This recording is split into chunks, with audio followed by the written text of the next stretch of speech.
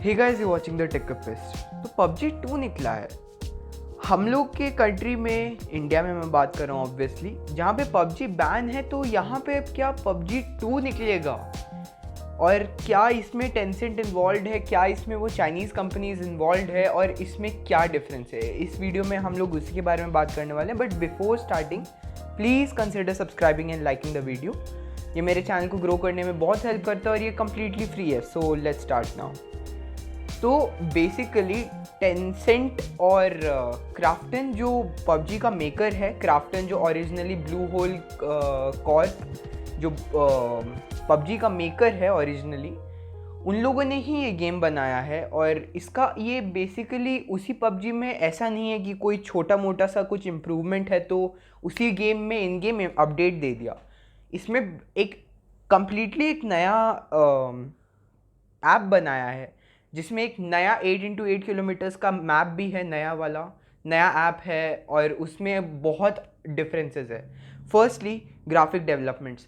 तो जो normal PUBG में हम लोग को ग्राफिक्स देखने को मिलते हैं वो अच्छे हैं, पर इसमें जो हम लोग को जिस तरह से ट्रेलर में ग्राफिक्स देखने को बोला है और जिस तरह के इस गेम के प्रोमिसेस हैं, उन लोग के हिसाब से ग्राफिक्स बहुत ज़्यादा इम्प्रूव हुए हैं। सेकेंड चीज़ फिज़िक्स। और फिज़िक्स मतलब क्या है कि मूवमेंट्स, उसमें स्मूथनेस क्या होगा, वो कितने रियलिस्टिक होंगे, उसके मूवमेंट्स को कितना बेटर किया, ये सब चीज़ें कवर करते हैं। और उन लोगों ने बोला इसमें भी हम लोगों ने सिग्निफिकेंट चेंजेस किए हैं और लोगों को इसमें अच्छा लगेगा। और फिर ओवरऑल गेम एक्सपीरियंस आपको आई थिंक 90 FPS और 120 FPS का भी पॉसिबली ऑप्शन देखने को मिल रहा है according to leaks and rumours. तो हो सकता है कि ये गेम बहुत ज़्यादा अच्छा परफॉर्म करे। पर क्वेश्चन हम लोग को जो सबसे ज़्यादा हम लोग का कंसर्न ये है कि क्या ये इंडिया में आएगा, और अगर ये इंडिया में आता भी है तो क्या हम लोग इसको खेल पाएंगे। और मैं ये एक्सप्लेन करता हूँ, मैं खेल पाएंगे ये वर्ड क्यों यूज़ किया मैंने। तो बेसिकली अभी जो पबजी नॉर्मल पबजी है वो ही अभी हम लोग के इंडियन गवर्नमेंट से बात कर रहे हैं, क्योंकि अगर आपको नहीं पता तो बैन है, सबको पता है। हम लोग सब डिप्रेशन में हैं, गेमिंग इंडस्ट्री डिक्लाइन कर रहा है और हमारा गेम हम लोगों से छीन लिया गया है। पर हाँ, उस वो गेम को ऑलरेडी क्राफ्टन कह रहा हूँ, Bluehole Corp, Bluehole, और वो लोग उन लोग को उस गेम को वापस इंडिया में लाने की पूरी कोशिश कर रहे हैं। तो अगर गेम वापस भी आता है तो सबसे पहले नॉर्मल पबजी का एक मॉडिफाइड वर्जन आएगा, क्योंकि जो नॉर्मल पबजी हम लोग का इंडिया में पहले इंडियन वर्जन था जो ग्लोबल पे हम लोग खेलते थे, उसमें हम लोग के गवर्नमेंट ने बोला है कुछ कुछ चेंजेस करने हैं जिससे लोग को ज़्यादा इन्फ्लुएंस ना हो, और जो एडिक्शंस के प्रॉब्लम्स है, बहुत सारे प्रॉब्लम्स है, वो सब सॉर्ट हो जाए। और टेंसेंट को डिच करे और माइक्रोसॉफ्ट वगैरह से वो लोग सर्वर्स लेने वाले हैं। और ये सब होने के बाद वो लोग प्लान करेंगे जो नया वाला पबजी है उसको इंडिया में लाने का।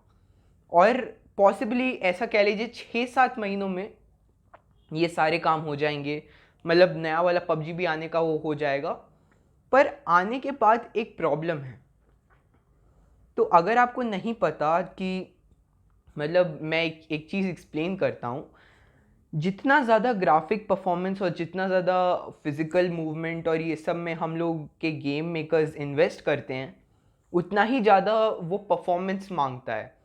इन द सेंस कि मतलब अगर एक ऐसा गेम है जिसमें आपको बहुत excellent graphics, excellent performance, excellent आपको FPS चाहिए, वो आपका बहुत ज़्यादा रैम पावर और प्रोसेसर पावर का रिक्वायरमेंट चाहिए। इसका मतलब ये है कि कोई नॉर्मल फ़ोन पे जिस तरह से उन लोग के टीज़र में दिख रहा था, वो गेम कोई नॉर्मल गेम नहीं लग रहा था, कोई कॉन्सोल गेम टाइप लग रहा था। और उस गेम को वापस मतलब एक ऐसे प्लेटफॉर्म पे लाना जो यूजुअली मोबाइल गेमिंग, जो बहुत ज़्यादा एक्सपेंसिव प्रोसेसर्स के साथ, मोस्टली हम लोग के कंट्री में मिड रेंज फ़ोन्स के साथ लोग अभी के टाइम पे रह रहे हैं, तो मेरे हिसाब से ये सबके लिए पॉसिबल नहीं होगा। बहुत सारे फ़ोन्स में नॉर्मल पबजी भी नहीं चलता था, तो इस पबजी का चलना मुझे नहीं लगता बहुत ज़्यादा पॉसिबल है। क्योंकि अगर आपको नहीं पता तो फोर्टनाइट भी फ़ोन पे है, पर वो भी 10-15 GB का गेम था, अभी तक है वो। और वो इतना ज़्यादा हाई परफॉर्मेंस गेम है कि वो अभी तक बहुत मतलब मैं खुद बहुत सारे मैंने आईफोन 10 पे उसको ट्राई किया है, S9 प्लस पे उसको ट्राई किया, और इस तरह के फ़ोन्स जो उस समय के टाइम पे जब फोर्टनाइट निकला था उस पे भी ये हैंग कर रहे थे, जो कि उस समय के सबसे ज़्यादा हाईएस्ट अभी फ्लैगशिप लेवल के फ़ोन्स थे उस समय के। पर कई बार एक और चीज़ ये भी है कि कई बार जैसा ट्रेलर में दिखाते हैं, रियल लाइफ में वैसा होता नहीं है। क्योंकि अगर आप बहुत सारे गेम्स के ट्रेलर्स आप देखते होंगे तो रियल लाइफ में उसके परफॉर्मेंस और ग्राफिक्स अंडर हम लोग जितना एक्सपेक्ट करते हैं उससे बहुत अलग निकलते हैं। तो अगर उससे थोड़ा कम निकलते हैं तो पॉसिबली कुछ ऐसे फ़ोन्स में हो पाएगा, मतलब 30,000 के रेंज में ऐसे फ़ोन्स जो उसको एटलीस्ट मिनिमम सेटिंग्स पे चला पाएँ।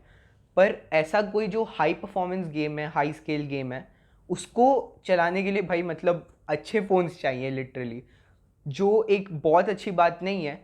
पर एक टाइम ऐसा भी था ना कि जिस जिस टाइम पे हम लोग को वो मारियो खेलने के लिए भी इतना बड़ा सा कंसोल चाहिए रहता था, पर अब वो छोटा होके एक छोटा सा पीएस बन के रह गया है ना।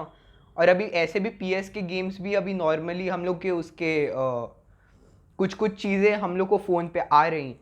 तो लेटर ऑन हम लोग के फ़ोन डेवलपमेंट्स और ये सब की वजह से जो better processors day to day आ रहे हैं और बेटरमेंट्स हुए जा रहे हैं, उस हिसाब से कुछ टाइम में हो सकता है 1-2 साल के टाइम में पॉसिबली हम लोग वो गेम सस्ते फ़ोन्स पे भी खेल पाएँ। पर अभी जैसा मुझे ऐसा टीज़र देख के लगा, मुझे आप लोगों को बताना ज़रूरी लगा क्योंकि बहुत लोग उसके लिए एक्साइटेड हो रहे होंगे। मुझे पता है हम लोग पबजी को कितना ज़्यादा प्यार करते हैं, तो उसको देख के बहुत सारे लोग एक्साइटेड हो रहे हो, तो मुझे लगा कि मैं सबको बता दूं कि उसका एक्चुअल क्या है और कि हम लोग को उसके लिए क्या रिक्वायरमेंट चाहिए। नहीं तो फिर पबजी ने कुछ ऐसा बताया नहीं कि उसका कोई रिक्वायरमेंट्स ये है।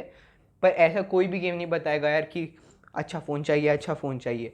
बोलेंगे ऐसे भी देखो, फ्री फायर इतना ज़्यादा ट्रेंड में है क्योंकि वो किसी भी फ़ोन पे चल जाता है। वो इतना लो परफॉर्मेंस गेम है कि वो किसी भी फ़ोन पे चल जाता है, इसीलिए वो पबजी से भी ज़्यादा।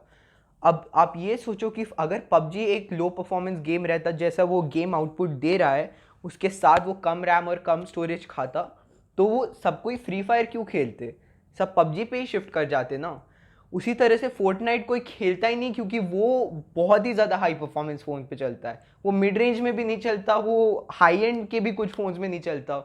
तो इसीलिए उसका तो पत्ता कट चुका है और सबसे ज़्यादा चल रहा है फ्री फायर क्योंकि वो सबसे ज़्यादा एफिशिएंट गेम है। मतलब सस्ता फ़ोन हो, कैसा भी फ़ोन हो, उस हर एक फ़ोन में वो अच्छे से चल जाता है फ्लॉलेसली। पबजी का क्या है, कहीं पे लैग होगा, कहीं पे ये होगा। पर एक प्राइस टैग के बाद मतलब 15-20 हज़ार का फ़ोन अगर आपके पास है तो उसके बाद आपके लैग्स ख़त्म होना बंद हो जाते हैं, जो एक टाइम पे वो भी पॉसिबल नहीं था, पर अब वो भी हो रहा है।